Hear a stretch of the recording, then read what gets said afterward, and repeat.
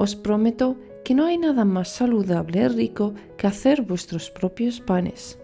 Hoy quise compartir con todos y por primera vez mi receta favorita de pan de molde integral, sin azúcares, sin conservantes y disfrutando al máximo de mis desayunos. Además, con la receta de hoy os mostraré cómo hacer 2 tipos de panes con una sola masa.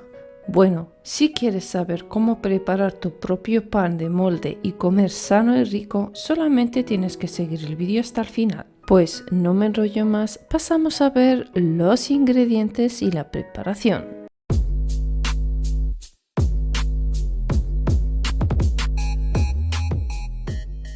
En un bol grande añadimos 500 gramos de harina integral, equivalentes a 4 tazas. Y con la ayuda de una cuchara formamos un hueco en el medio formando como una especie de volcán. En el medio añadiremos 350 ml de agua tibia. Añadiremos también una cucharada de levadura de panadería seca, equivalentes a unos 10 gramos. A continuación añadiremos 35 ml de aceite de oliva virgen extra, equivalentes a 2 cucharadas bien colmadas. Y por último, necesitaremos una cucharadita de sal, equivalentes a 8 gramos. Y con una cuchara vamos a ir integrando la harina con el resto de ingredientes. Y cuando no podamos trabajar más con la cuchara, volcamos la masa sobre la mesa de trabajo y amasamos con las manos durante 15 minutos hasta que la masa no se pegue más en las manos y sea más elástica y consistente. Después de tener la textura deseada, formaremos una bola y la metemos en un molde grande engrasado con aceite para que no se pegue. Tapamos el molde con un papel transparente y un trapo por encima y lo dejamos reposar durante 30 minutos aproximadamente, hasta que doble de volumen. Te dejaré la receta con las cantidades exactas en el final del vídeo y también en la caja de descripción.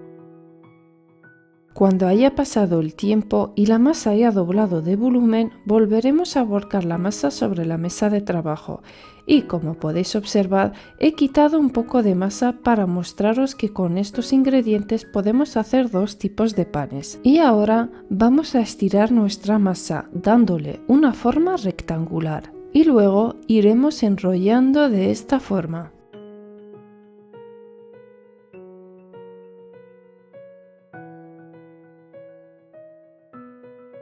Y después de tener la forma deseada, cogemos el molde previamente engrasado y metemos nuestra masa dentro.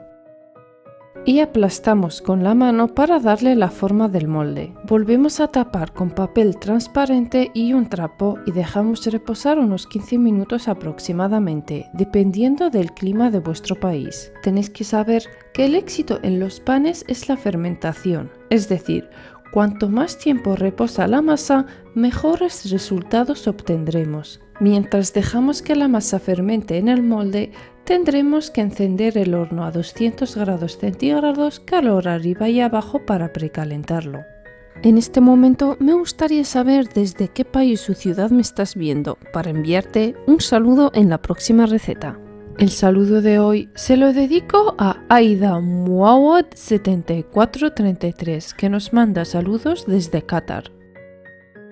Pasado el tiempo de reposo, la masa ha doblado de volumen. Ahora cogemos un poco de agua y con la ayuda de una brocha mojamos toda la superficie.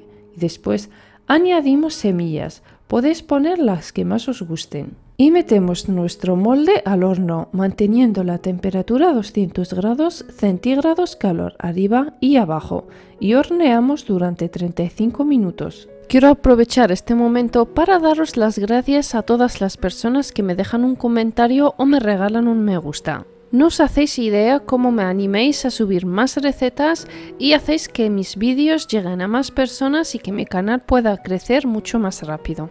Una vez que hayan pasado 35 minutos, sacamos nuestro pan del horno, lo desmoldamos y lo colocamos sobre una rejilla para que no se sude. Y procedemos a cortar nuestras rebanadas y a disfrutar de un desayuno saludable.